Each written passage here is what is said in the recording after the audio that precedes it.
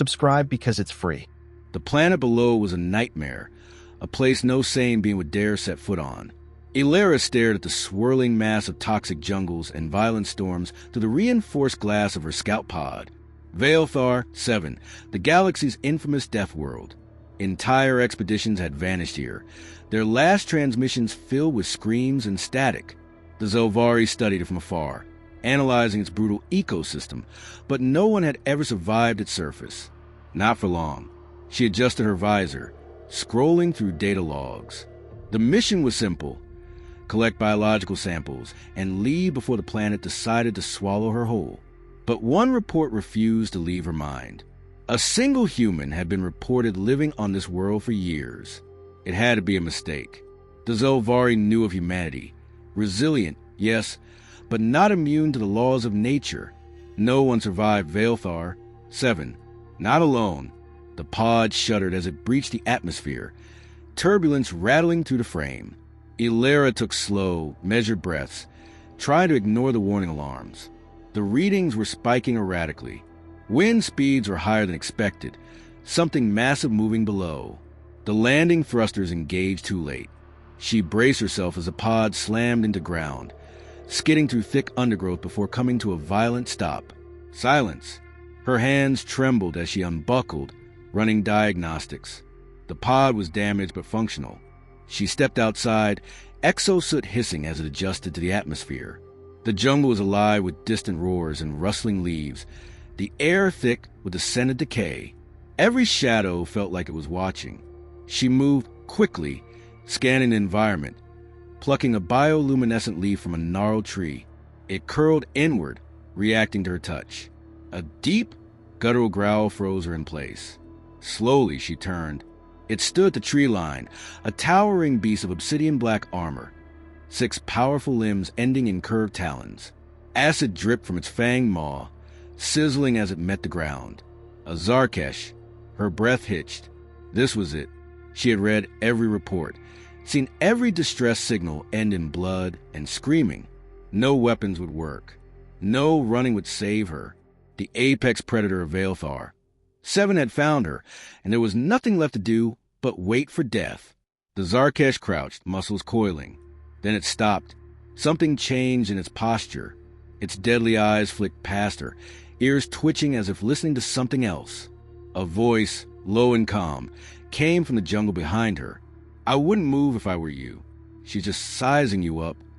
Ilera whipped around. A human stepped into the clearing, clad in makeshift armor, his clothing reinforced with alien hides. He moved with the effortless ease of something that belonged here. Scars marked his arms, his expression unreadable beneath dark, piercing eyes.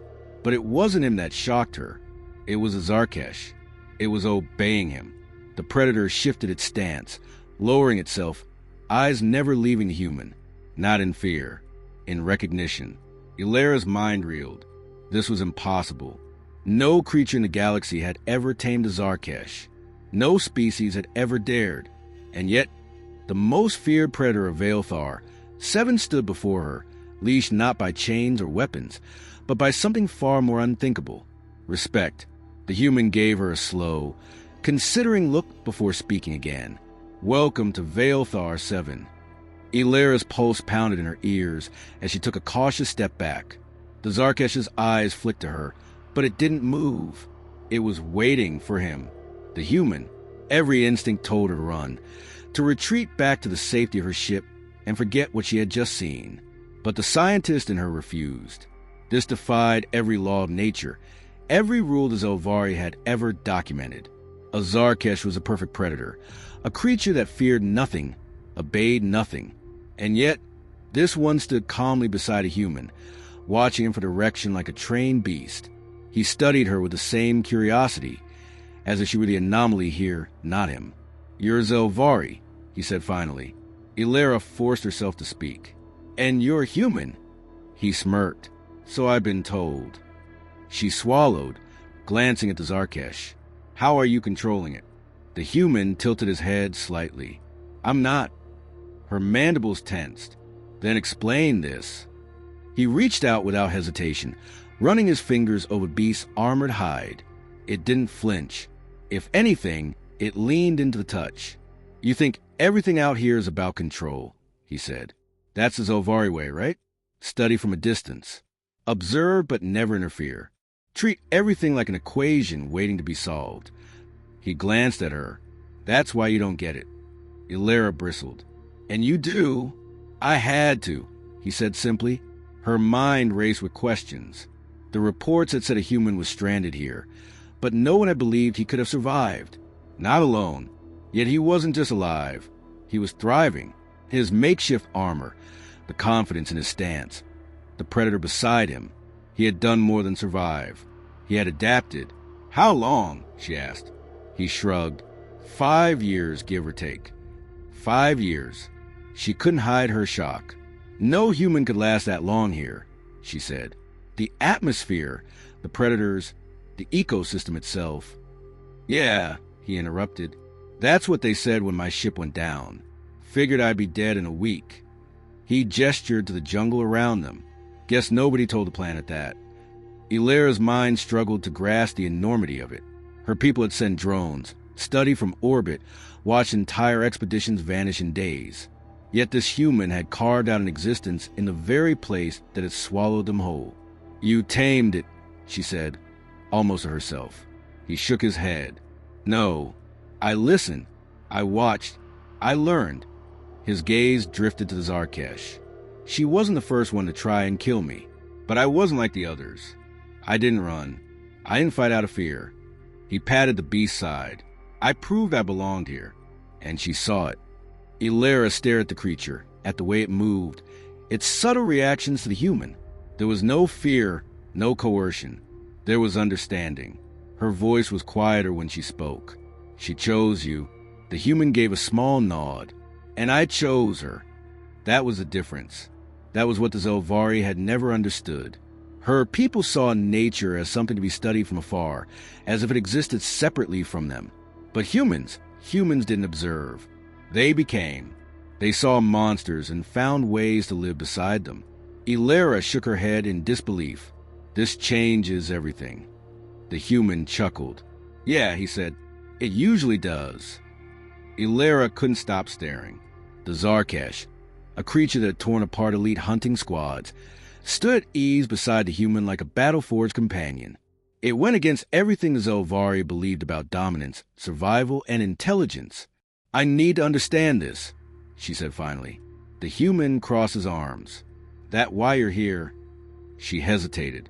Her mission had been to collect biological samples, but now that felt irrelevant.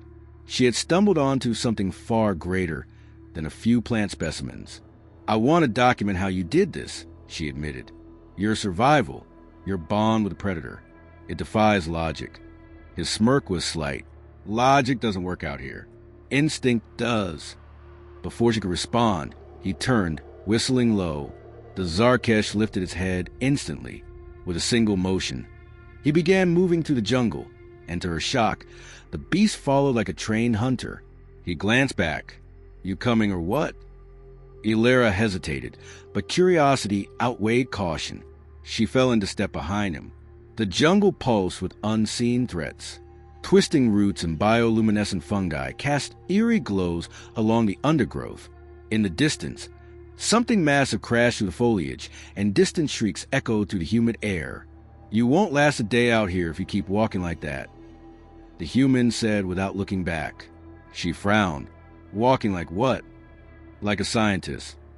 Annoyance flickered through her, but she forced herself to focus. His movements were precise, calculated. Every step was deliberate, avoiding dry leaves, staying close to the larger trees for cover. Even the Zarkesh moved in sync with him. "You weren't always like this," she noted. His lips twitched in amusement. "You're right. First couple of weeks, I was just like your expeditions. Thought I could outthink the planet. Nearly got me killed." He slowed, crouching near a large, clawed footprint embedded in the dirt. Illyra recognized the markings instantly. A Ravik beast. Her pulse quickened. "Those are dangerous?" "Yeah, but that's what we're hunting." She stiffened. "You hunt them?" He grinned. "And you're going to watch." Her instinct screamed at her to refuse. But she stayed. Minutes later, they reached a clearing. The human gestured for her to stay low, pressing a hand against the Zarkesh's flank. It tensed, eyes narrowing. Ilera barely breathed as something enormous emerged from shadows. The Ravik beast was a nightmare-given form, reptilian, with jagged armor plating and a ridge of spines running along its back. Its 4 yellow eyes gleamed as it sniffed the air, searching for prey. Ilera felt her limbs lock in fear. "You can't fight that thing," she whispered. The human didn't reply. Then, with a flick of his fingers, he gave a silent command. The Zarkesh lunged. It was not a reckless attack. It was a tactic. The Zarkesh didn't charge head-on. Instead, it darted to the side, slashing at the Ravik's flank before vanishing into the undergrowth. The beast roared in fury, whipping around, but the human was already moving. Ilera watched, stunned, as he anticipated the predator's movements, using its own instincts against it. Every step, every motion. It was a coordinated assault, not just between man and beast, but between 2 hunters who had learned each other's language. And in a matter of minutes, the Ravik beast lay still. The jungle fell into eerie silence. Ilera's heart pounded. "You strategize with it," she whispered. The human wiped blood from his blade. "We watch each other's backs. That's how packs work." She met his gaze, realization sinking in. This wasn't control. This wasn't dominance. This was partnership. And for the first time, she began to wonder, what else were humans capable of? Ilera crouched beside the fallen Ravik beast, still struggling to process what she had just witnessed. The human moved with an ease that should have been impossible. He had fought with the Zarkesh, not as a master commanding a subordinate, but as an equal. She reached out, brushing her gloved fingers over the Ravik's hide. The sheer brutality of its design, the armor plating, the razor-sharp spines, was nature's way of saying it had no predators. And yet, here it lay, felled by a species that shouldn't have lasted a single week on this world. The human knelt across from her, his expression unreadable. "You get it now?" She met his gaze. "You're not just surviving here. You're thriving." A smirk tugged at the corner of his lips. "Took you long enough." Ilera exhaled sharply. "But how? The Zelvari have studied this world for decades, and we've never seen anything like this. No species integrates into a death world's ecosystem. Not like this." He shrugged, cleaning his blade. "Because you study everything like it's separate from you. But humans..." He gestured to himself, then to the jungle around them. "We don't observe. We become." She shook her head. "But a Zarkesh? A Ravik beast? These creatures don't form bonds." "They don't." "Not with you," he interrupted. "Because you don't belong here." She stiffened at the words, but he wasn't mocking her. His tone was matter-of-fact, as if explaining something obvious. "You land here in ships, wearing armor, carrying weapons designed to keep nature at bay. You think that's intelligence.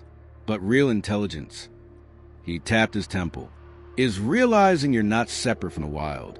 You're part of it. And the second you act like prey, this place treats you like prey." She stared at him, the implications crashing over her. The Zelvari had sent their best scientists, their most elite warriors, and all of them had died because they had tried to control Vaelthar. 7. The human had done something no other species had. He had listened. He had learned. And in return, the jungle had accepted him as one of its own.